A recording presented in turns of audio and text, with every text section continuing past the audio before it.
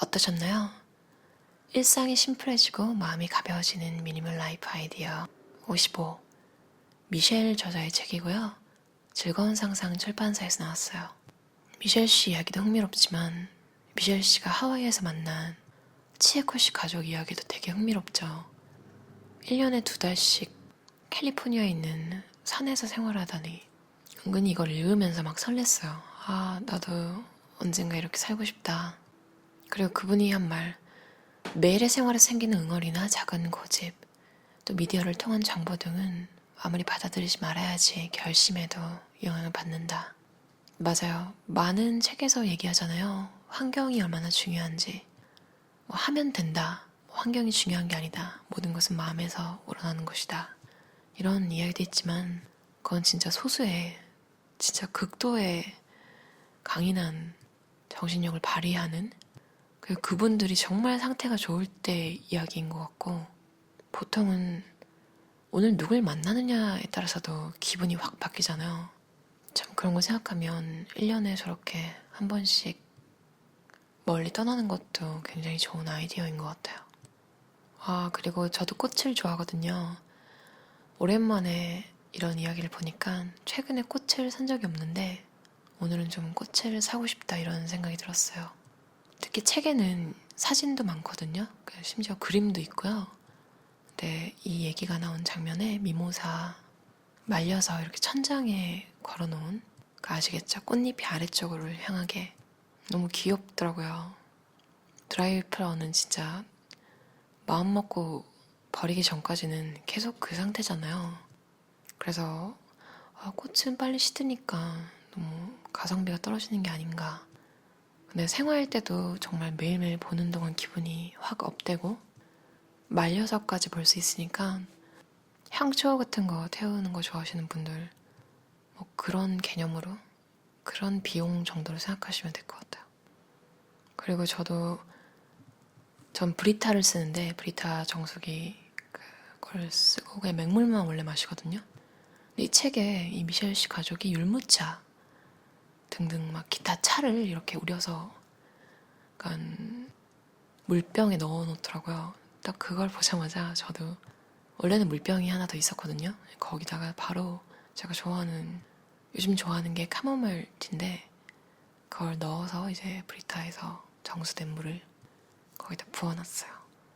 원래 따뜻하게 마시는데 은근히 사실 그 물 끓이고 붓고 우리고 이런 시간이 좀 차를 덜 마시게 하는 것도 있잖아요. 근데 지금 제가 있는 곳은 덥기도 하고 그래서 그냥 실온에 우려놓고 자주자주 마시는 것도 좋겠다 이런 생각이 들었어요. 그리고 미셸 씨는 밥을 할 때 바라현미를 넣고 거기다가 율무 티백을 같이 넣는 거예요, 밥통에. 와, 그게 참 신기하다 이런 생각했어요. 그럼 이렇게 밥에서 율무 향이 조금 난대요. 전 밥통은 없지만 언젠가 밥을 하게 되면 차를 넣고 밥을 하는 것도 참 괜찮겠다 이런 생각이 들었어요. 정말 한 장 한 장 볼 때마다 아이디어들이 참 많이 나와 있어서 지금 바로 적용할 수 있는, 그래서 저도 조금씩 살짝살짝 바꾸는 이런 데 많이 도움이 됐어요. 그리고 은근히 일본의 평범한 가족? 일본 가족은 어떻게 살까? 이런 게 그냥 자연스럽게 보여서 되게 재밌다. 다큐멘터리 한 편 보는 것 같기도 하다. 잔잔하지만 뭔가 나도 좀 적용할 수 있는 아이디어가 많은. 그리고 이건 49번째 아이디어인데요. 하루에 5분 멍하니 있는 시간을 갖는다. 스님이 가르쳐 주신 거래요. 마음을 개운하게 유지하는 법. 그냥 하루에 5분 멍하니 있는다.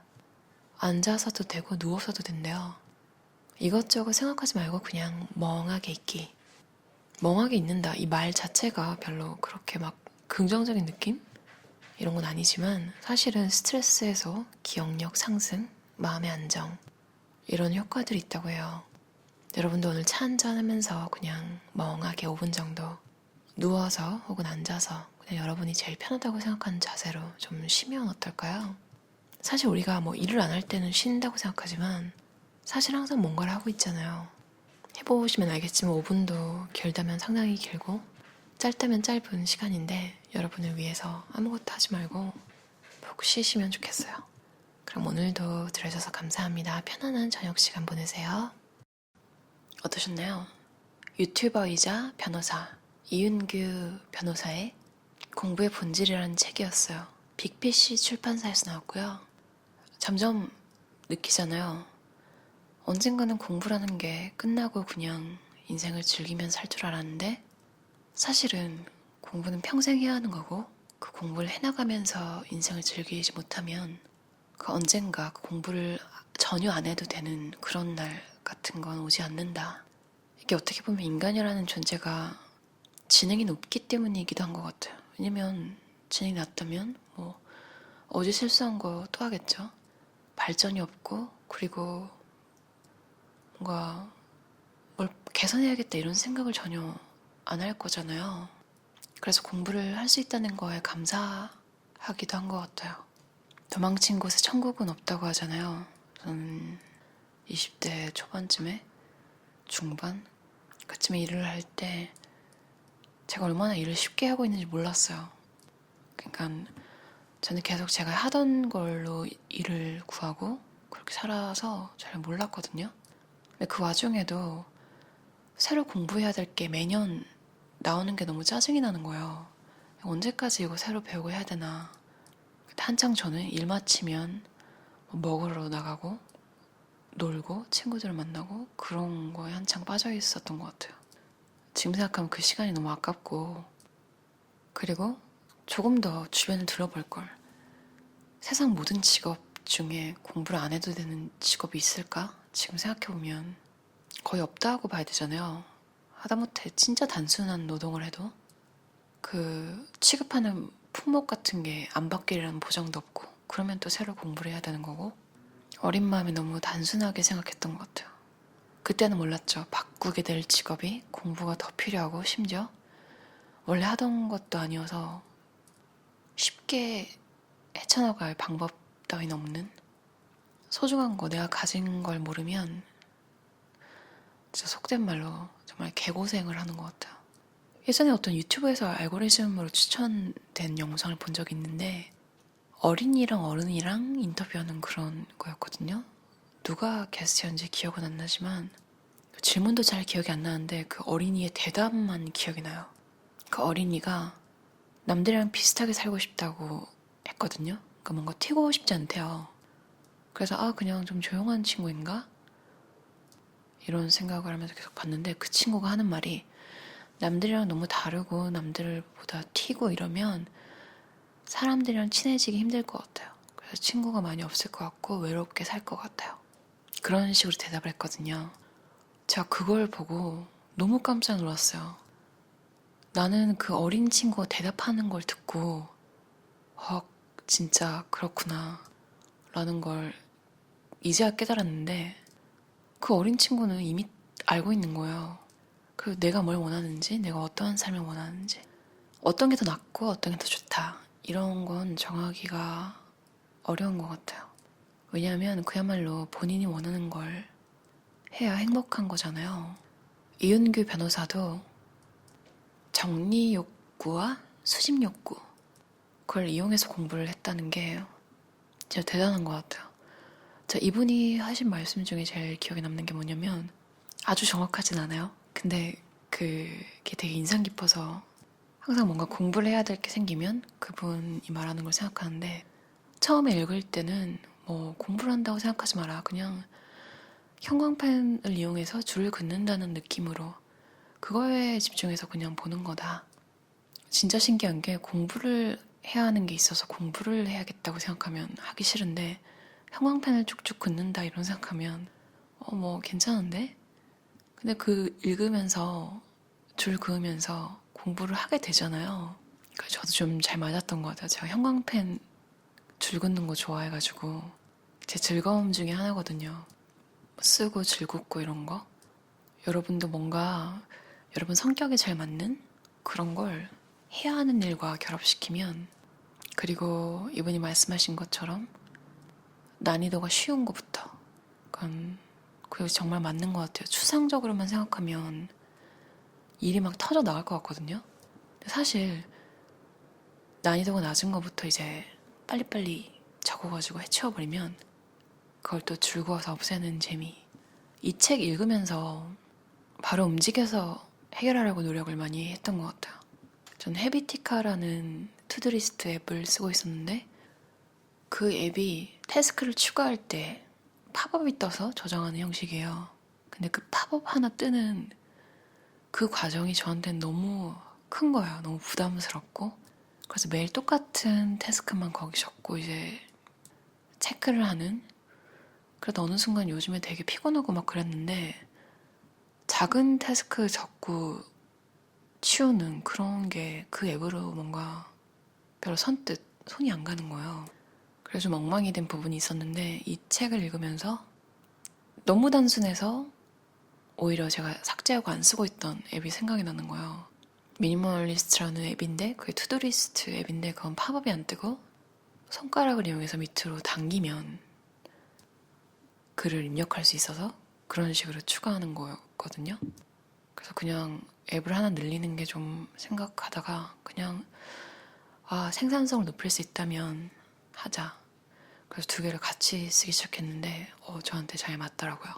이 책에서 구체적인 목표가 없으면 안 한다. 이게 또 머리를 저를 띵 하고 치더라고요. 원래 알고는 있었는데 요즘 너무 좀 피곤해서 생각을 못하고 있었어요. 그래서 미니멀리스트라는 앱을 이용해서 하다못해 지금 누워있는데 물을 마셔야겠다.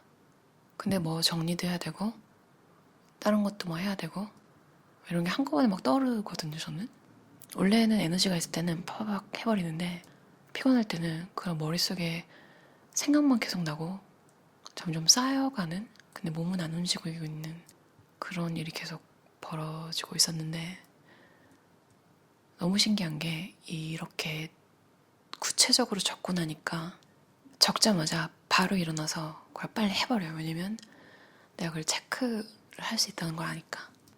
전 좀 투두리스트가 짜라락 있고 그걸 체크해서 내가 이만큼 했다 이런 걸 보면서 좀 삶의 의미 이런 게 생기는 사람인 것 같아요.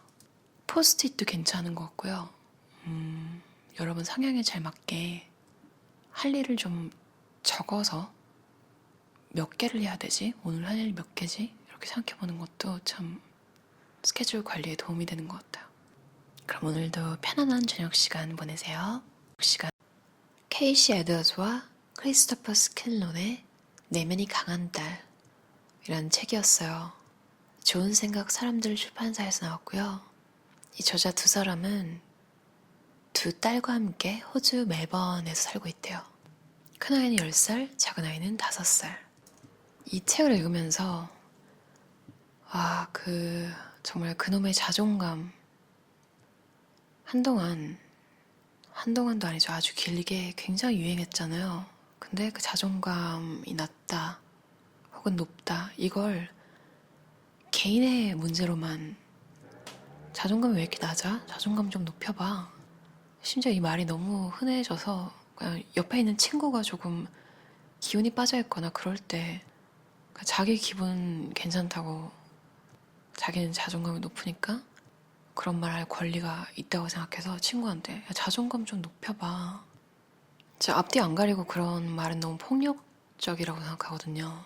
근데 그런 말이 굉장히 많이 나오고 심지어 여러 사람을 향해서도 막 유명 인사들이 그렇게 말했던 것 같아요. 자존감을 높이세요, 여러분.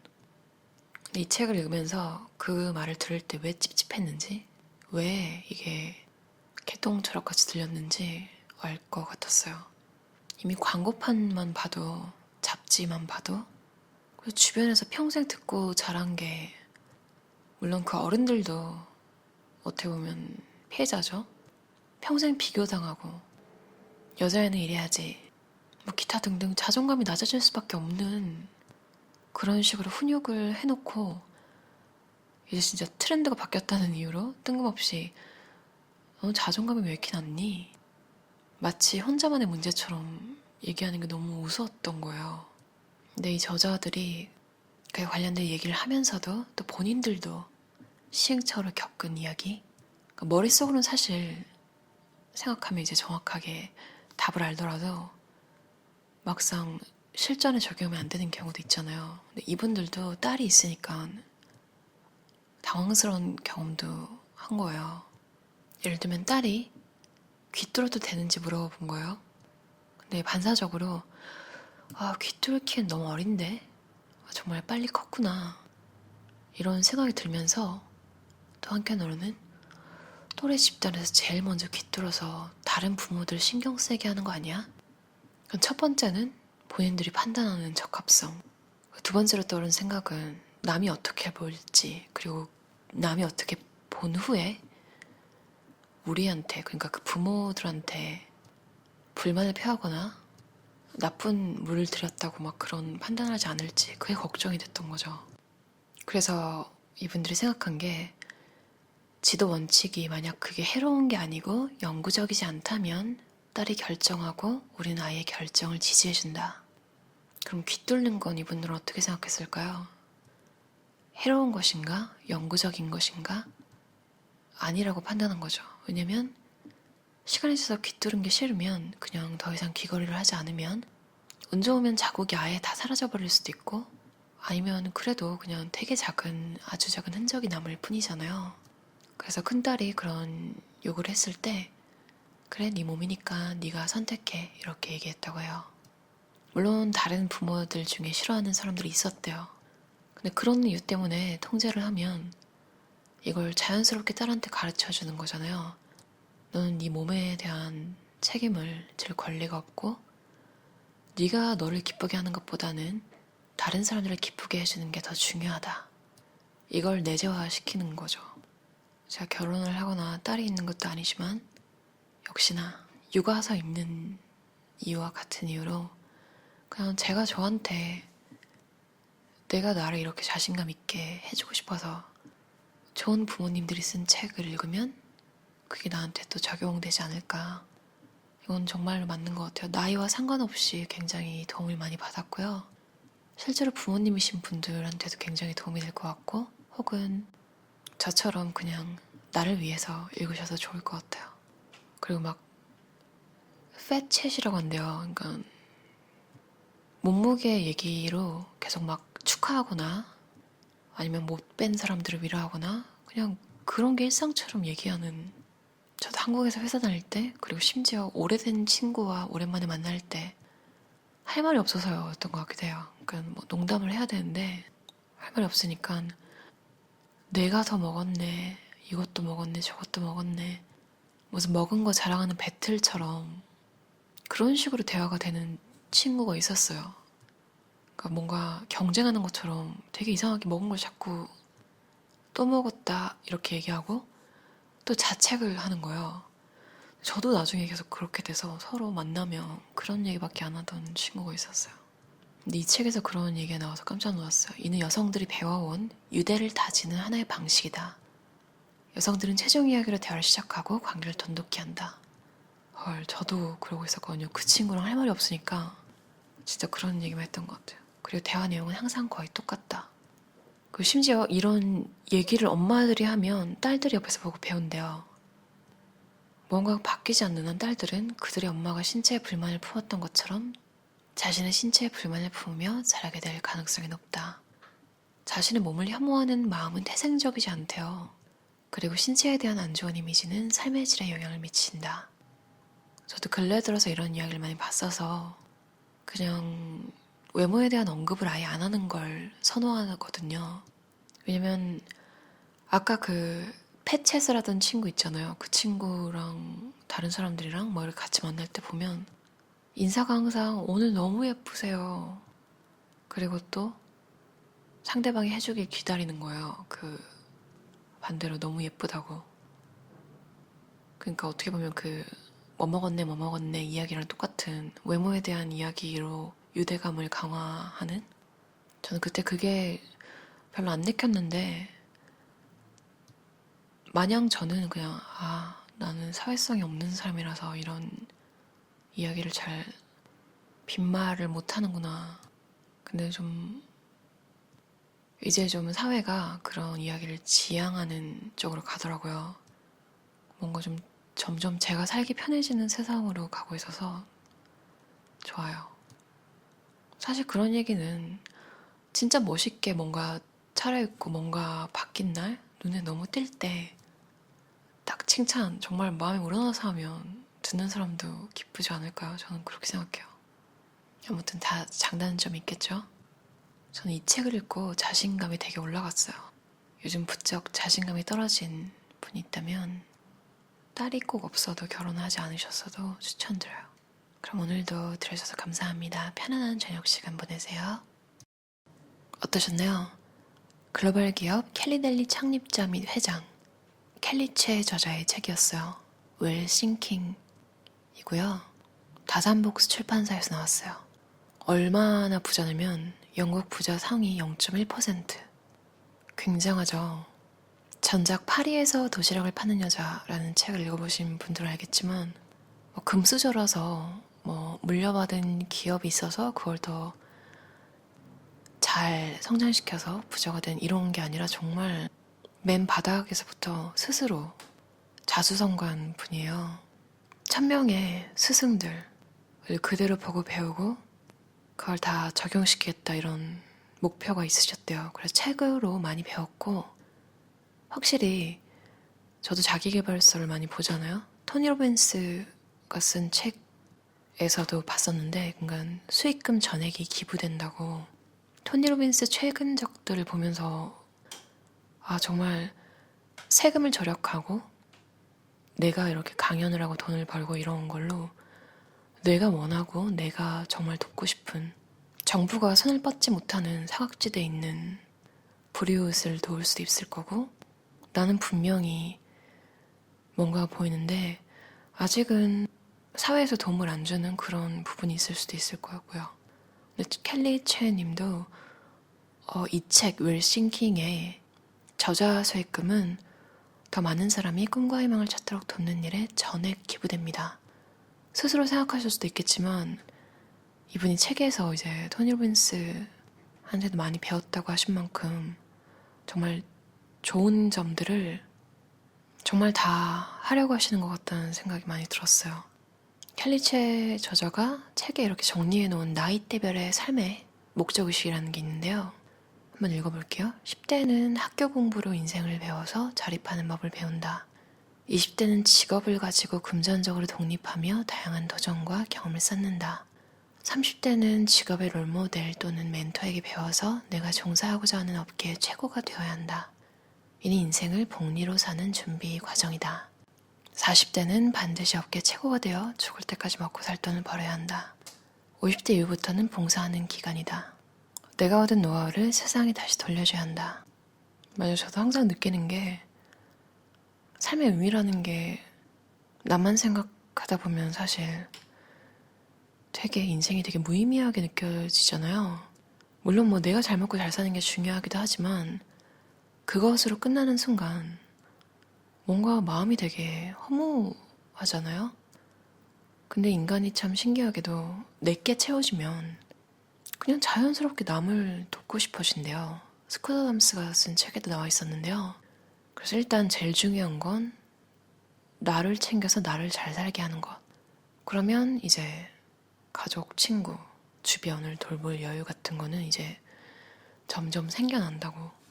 여기서 이제 제일 안 좋은 케이스는 나 하나도 제대로 스스로 못 책임져서 남한테 짐이 되는 거겠죠. 선천적으로 아프시거나 이런 케이스를 제외하고 사실 여러 케이스가 있겠지만 가족 때문에 좀 마음이 많이 아파서 일을 못 하시거나 그런 케이스도 있잖아요. 그런 케이스 외에는 내가 할 수 있는 한 일단 나부터 건사하고 그러다 보면 이제 삶의 목표에 대한 갈증 같은 게 생길 거잖아요. 그때는 이제 남을 돕는 50대 이후부터는 봉사하는 기간이다. 내가 얻은 노하우를 세상에 다시 돌려줘야 한다. 그리고 원하는 것을 얻으려면 먼저 당신부터 귀하게 여겨라. 삶을 하찮게 여기는 순간 사람은 그때 죽는다. 켈리체의 저자도 정말 많이 생각했대요. 산다는 게 무엇일까? 어떻게 살아야 내가 살고 있는 곳에 기여할 수 있을까? 웰싱킹이라는 책이잖아요. 그래서 켈리체 저자가 웰싱킹을 하는 사람들을 웰싱커라고 부르는데 공헌하는 자가 곧 웰싱커다. 많이 공헌하고 끊임없이 베풀길 바란다. 항상 어려웠던 당신의 삶을 반추하면서 누군가에게 힘이 되어줘라. 넘어진 자를 일으키고 굶주린 자에게 베풀어라. 내가 가진 선한 영향력으로 다른 사람을 살릴 수 있다면 그것만큼 완벽한 삶은 없다. 그 누구보다 가난했고 볼품없던 나도 했으니 당신도 해낼 수 있다. 이게 진짜 초반에 이 켈리 채님이 고등학교를 이제 공장을 낮에 일하고 이제 저녁에 마치면 학교를 가게 해주는 곳에서 일을 하셨대요. 좀 슬픈 스토리가 있어요. 그러니까 버스를 타고 이제 학교로 가는데 친구가 하나가 막 달려온 거예요. 그 백설기 빵을 들고 밥을 좀 늦게 먹었나 봐요. 달려와서 버스에 앉아서 가는 동안 백설기 빵을 이제 먹었겠죠? 근데 그게 목에 걸린 거예요. 근데 아무래도 많이 오래 전이기도 하고 그때는 이제 하임리히 요법 같은 게 교육이 잘 안 됐을 거잖아요. 그래서 손도 못 쓰고 버스에서 그냥 돌아가셨대요, 친구분이. 그래서 항상 그 생각을 하면서 그 친구가 거의 베스트 프렌드였는데 난 정말 이 친구 목까지 열심히 살아야겠다 이런 생각을 하셨대요. 저도 그 얘기 읽고 되게 오랫동안 좀 여러 가지 생각이 났는데요. 공부도 되게 열심히 하는 친구였대요. 얼마나 그 미래가 기대되고 배우고 싶고 그랬을까요? 그 일 다 하고 또 공부하러 가려다가 재빨리 밥을 이렇게 먹으려다가 그런 거잖아요. 그래도 이런 생각이 들었어요. 이 켈리 채 저자는 많은 나라에서 고생을 많이 하면서 얼마나 많은 이런 인생을 돌아보게 하는 일들을 많이 겪으셨을까. 전작에 좀 다양한 스토리 이런 게 많았어서 저도 기억나는 게 많거든요. 참 인간에 대해서 나쁜 모습을 봤음에도 결국은 사랑이라고 웰싱킹에는 쓰셨어요. 사람이고 사랑이다 라고 말하는 게 되게 인상 깊었어요. 실제로 이제 제가 어떤 책이었는지 기억이 안 나요. 최근에 읽은 책이었는데 미국에서도 자동화가 될 게 굉장히 많이 자동화가 됐잖아요. 그러니까 사람을 생각 안 하고 인건비 줄이고 이렇게 기업이 바뀌어가는 것도 있지만 분명히 먼저 사람을 챙기고 그래도 사람을 생각하고 월급을 올려주고 분명히 이것이 더 좋을 것이다. 이렇게 믿어주는 기업이 몇 개 있었어요. 그 중에 하나가 우리가 잘 아는 코스트코랑 편의점 이름이 기억이 안 나요. 그 편의점이 임금도 잘 쳐주고 휴가 같은 것도 그러니까 직원을 굉장히 잘 대우해주는 걸로 좀 유명하대요. 근데 뭐 매출이 낮나? 이렇게 보면 아니래요. 매출도 훨씬 높고 다른 곳보다 뭐보다 직원들 인터뷰를 보면 행복하다고 하는 게 되게 인상 깊었어요. 켈리델리도 초반에 이제 사업이 잘 될 때 중국인들이 돈을 싸들고 와가지고 현금으로 그분들은 꼭 현금을 싸들고 오잖아요. 현금을 싸들고 와서 브랜치를 내겠다, 매장을 내달라. 남편이 딱 조언을 해줬대요. 현금 2,000유로가 넘으면 어디서 생긴 돈인지 반드시 신고해야 된대요. 분명히 신고 안 한 돈일 거라고. 왜냐면 중국인들 중에는 현찰로 이제 담배나 전화카드, 로또 같은 장사로 돈을 번 사람들이 많아서 그거를 이제 받아서 사업을 하게 되면 문제가 될 거라는 거죠. 근데 이걸 어떻게 해결했는지가 진짜 대단한 것 같아요. 그 찾아온 중국 사람들한테 어떻게 했냐면 같이 하는데 대신 돈은 오픈하고 벌어서 갚으세요. 감격해서 돌아간 그 사람들은 몇 달 만에 가맹점비 전액을 다 낼 수 있었대요. 근데 이제 그 다음에는 소문이 나서 막 사람들이 찾아왔는데 그 중에 정말 땡전 한 푼 없이 찾아와서 내게 해주면 벌어서 갚겠다고 하는 사람이 또 있었대요. 그런 사람들은 또 믿지 않았대요. 왜냐면 현찰을 그렇게 싸들고 와서 시작하는 사람들과는 마음가짐이 다르다는 거죠. 믿을 때는 확실히 믿어주지만 그리고 또 사람을 보는 눈도 정확한 것 같아요. 그게 너무 대단하다고 생각했어요. 사랑과 사람을 최우선으로 생각하지만 그게 또 모든 사람, 모든 사랑은 아니라는 그런 이야기도 되는 것 같아요. 자수성가한 멋진 여성의 이야기를 읽고 여러분도 잘 내재화시켜서 행복하고 즐거운 삶 사셨으면 좋겠어요. 그럼 오늘도 들어주셔서 감사합니다. 편안한 저녁 시간 보내세요. 그 시작은 여러분이 자신의 정보를 제공하지 않는 데서 출발합니다. 업무 외 분야에서는 무색무취한 공기와 같은 사람이 되세요. 최종적으로 이 모든 것에 신경 쓰는 에너지를 줄이세요. 멘탈이 강하고 눈치가 없는 사람이 행복하다는 건 정말 진리입니다. 어떠셨나요? 길진 새의 저자의 더 이상 무리하지 않겠습니다 라는 책이었어요. 대원 CI에서 나왔고요. 와, 마지막에 읽었던 부분 너무너무너무 공감이 가서 이분이 제 동료면 좋겠다. 서로 안 묻고 서로 평행선, 아마 10년을 같이 다녀도 아는 게 없을 것 같은 그런 분이었어요. 저도 참 안 물어보는데요.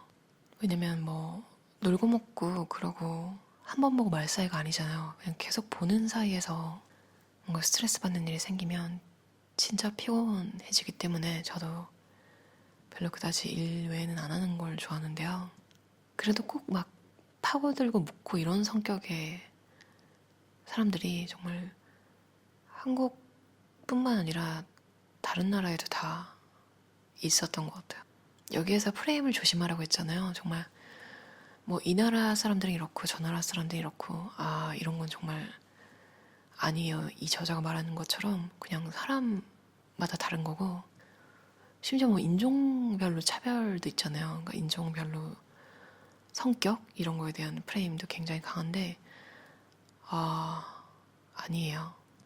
사람마다 다르고 근데 아시겠지만 그게 달라 아니야 이걸 의식적으로 생각해야지 되는 거잖아요. 나도 모르게 그냥 원래 알고 있던 거 왜냐면 그게 편하니까 사실 그 사람에 대해서만 이렇게 알려고 하지 않는 건 딱 그 정도만 생각하고 싶은 거잖아요. 그러니까 더 알고 싶어 하지 않고 귀찮으니까 내가 알고 있는 프레임에 그 사람을 갖다 맞추는 심지어 몇 번 틀려도 포기하지 않고 계속 끼워 넣는 근데 그게 사실 너무 편하긴 하지만 내가 당한다고 생각하면 진짜 그것만큼 고통스러운 것도 없거든요. 나는 아닌데 나는 그냥 나일 뿐인데 왜 넌 어디 가서 다른 사람한테 뺨 맞고 와서 나한테 화풀이를 하지? 이런 일도 여러분도 아마 다 겪어보셨을 거예요. 사회초년생한테는 완전히 강추하고요. 왜냐면 일을 잘하는 사람이 되는 팁이 굉장히 많아요. 이걸 상사가 하나하나 찝어서 혼내면서 알려주기 전에 내가 먼저 알고 있어서 그렇게 했다면 어딜 가도 욕먹지 않을? 뭐 여전히 그냥 사람이 사람 싫은데 이유가 없기 때문에 욕하는 사람이 있겠지만 적어도 업무로 욕먹을 일은 많이 줄어들 것 같아요. 그리고 회사 생활을 어느 정도 하신 분들에게도 한 번쯤 나를 돌아보고 뭔가 또 인간관계 잘 안 풀리는 게 있다면 왜 그럴까? 스트레스 받는다. 이런 생각이 들 때 한번 읽어보시면 그래야겠다. 이럴 법한 팁들이 굉장히 많아요. 그리고 내용을 읽다 보면 정말 그랬던 사람들의 얼굴이 하나하나 떠오르실 거예요. 넷플릭스 드라마의 구경이라는 이영애 씨가 나오는 드라마가 있는데 정말 재밌거든요. 이번 주 에피소드에 이제 고담이라는 전형적인 직장 내 괴롭힘을 하는 사장 캐릭터가 있는데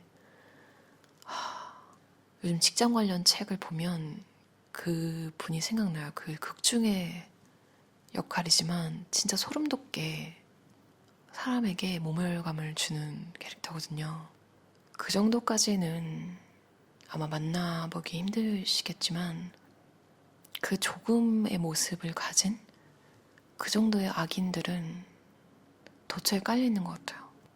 여러분을 위해서 선을 좀 잘 긋고 그런 악인들한테 당하지 않도록 회사를 말 그대로 수단으로 여러분이 원하는 걸 이룰 수 있는 수단으로 잘 쓸 수 있도록 회사 일이랑 본인의 비전이 일치한다면 정말 좋겠죠. 근데 아니라면 이 책에서 알려주는 많은 팁들로 여러분의 미래를 한번 생각해보는 시간을 가지는 것도 좋을 것 같아요. 그럼 오늘도 들으셔서 감사합니다. 편안한 저녁 시간 보내세요.